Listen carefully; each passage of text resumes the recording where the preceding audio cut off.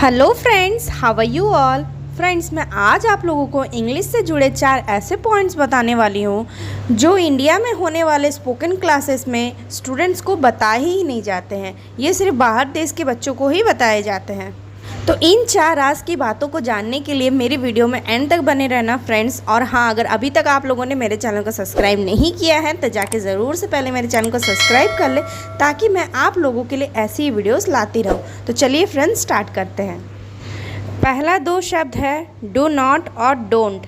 ये दोनों शब्द आप बोलोगे कि मैम ये तो दोनों एक ही होते हैं।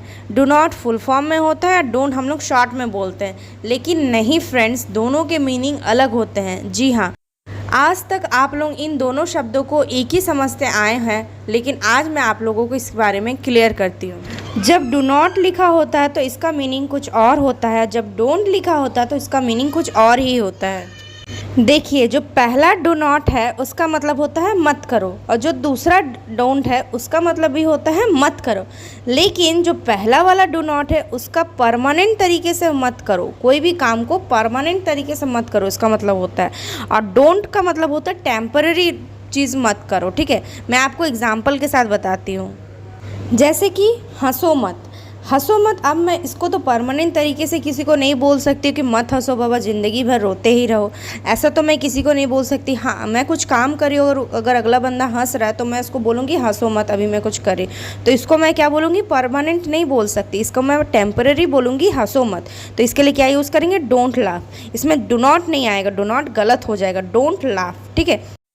अब वही बंदा अगर सिगरेट पीता है, बहुत ज़्यादा सिगरेट पीता है, ठीक है, और तो मैं उसको मना कर रही हूँ कि भाई तुम सिगरेट मत पियो, तो मैं क्या उसको टेम्पररी मना कर रही हूँ? नहीं, मैं उसको परमानेंट बोल रही हूँ कि सिगरेट पीना तुम छोड़ दो। तो इसके लिए हम क्या यूज़ करेंगे, डू नॉट स्मोक।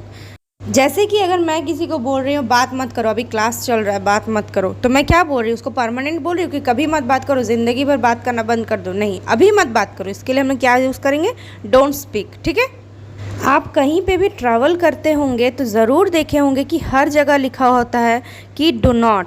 डोंट कहीं पे भी नहीं लिखा होता है। इसका मतलब होता है कि आप परमानेंटली ये चीज़ मत करो। अगर आपको थूकना मना है तो देखिएगा लिखा होगा डू नॉट स्प्लिट। ठीक है। अगर आपको हॉर्न बजाना मना है तो लिखा होगा डू नॉट यूज़ हॉर्न। अगर आपको स्टॉप करना लिखा है तो लिखा होगा डू नॉट एंटर। ठीक है। तो कहीं पे भी डोंट नहीं लिखा होगा, क्योंकि वो परमानेंट बोर्ड है। 2 तो हो गए, अब आते हैं तीसरे राज की बात पर। देखिए यहाँ पे क्या लिखा है, कैन। अब बताइए कैन का हिंदी मतलब क्या होता है, सकता है, सकती है, सकते हैं। जी हाँ, बिल्कुल सही।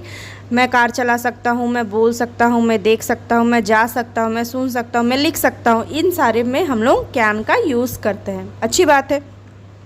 लेकिन बहुत सारे भाषा ऐसे होते हैं जिसमें सकता हूँ आता ही नहीं है। जैसे कि हरियाणी भाषा में बोलते हैं मैं लेंगे, हम कार चला लेंगे, हम बोल लेंगे। ठीक है, इस तरह के आते हैं।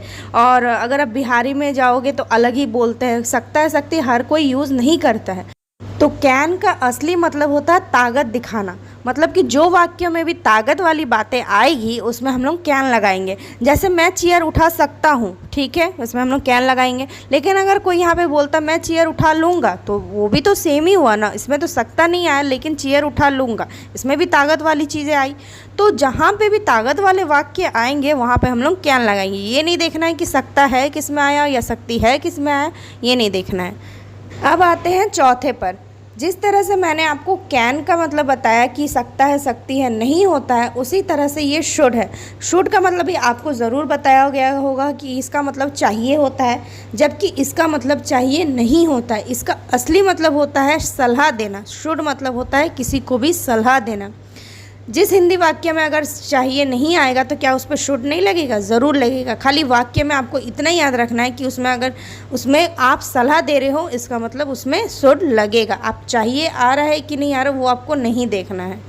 जैसे एग्जाम्पल के तौर पर कोई बोलता है तुम्हें दवाई लेनी चाहिए, तो इसमें चाहिए आ रहा तो ठीक है, इसमें तो शुड लगेगा। लेकिन अगर आपको कोई बोलता है कि तुम दवाई लिया करो, तुम्हारा सेहत बहुत ख़राब हो चुका है, तुम दवाई लेते क्यों नहीं, लिया करो, तो इसका मतलब भी तो वही हो रहा है, लेकिन इसमें तो चाहिए नहीं आ रहा। तो आप कंफ्यूज हो जाओगे कि इसमें शुड लगाए कि नहीं। तो एक चीज़ आप ध्यान रखें, जब भी आप सलाह दे रहे हो किसी को तो आप उसमें शुड लगाओगे। सो आई होप फ्रेंड्स आप लोग को ये 4 राज की बातें अच्छी लगी, अगर अच्छी लगी तो एक लाइक कर देना और अगर चैनल पर नए हो तो सब्सक्राइब कर देना। सो मिलते हैं फ्रेंड्स नेक्स्ट वीडियो में। Thank you so much for watching this video. Till then bye bye.